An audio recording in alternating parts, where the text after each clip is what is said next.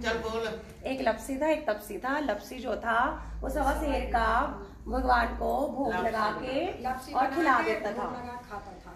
और बीच में टोकना, चाहे गलत हो चाहे ठीक हो, जो है चल रही है चल रही। और एक तपसी था, जो तपसी जो था वो भगवान का खूब तपस्या करता था, खूब भगवान का नाम जपता था। ठीक है, तो एक बार दोनों में झगड़ा हो गया कि लपसी कहता मैं बड़ा, तपसी कहता मैं बड़ा।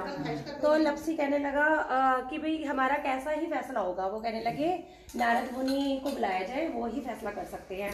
नारद मुनि कहते ठीक है, मैं तुम्हारा फैसला कल करूंगा। तो अगले दिन लपसी तो भगवान जी को नॉर्मल जिस तरह से सीधे स्वभाव से भोग लगा के घंटी बजा के जीव लेता है। और जो तपसी था, तपसी ऐसे ओम नमो भगवते वासुदेवाय कर रहा है, साथ साथ उसका ध्यान आसे पासे भी चल रहा है। तो उन्होंने क्या माया से क्या किया, नारद मुनि ने अपने 1.25 करोड़ का मुंदड़ा रिंग नीचे गिरा दी, और ताकि उसकी तपस्या अगर उसके मन में पाप होगा तो भंग हो जाएगा। तो जैसे ही वो उसने खड़क की आवाज सुनी, अपने गोड्डे के नीचे फटाक से उसको दबा लिया।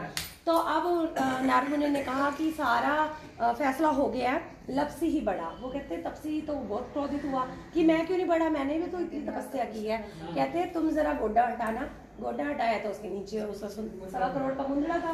तो उसने कहा फिर, कहते तुझे तो चोरी का दोष लग गया, तेरी सारी तपस्या भंग होगी, तुझे अब इसका तू बड़ा नहीं है। कहते मुझे मेरी तपस्या का फल कैसे मिलेगा। कहते तुझे तेरी तपस्या का फल देंगी कार्तिकेय स्नान करने वाली।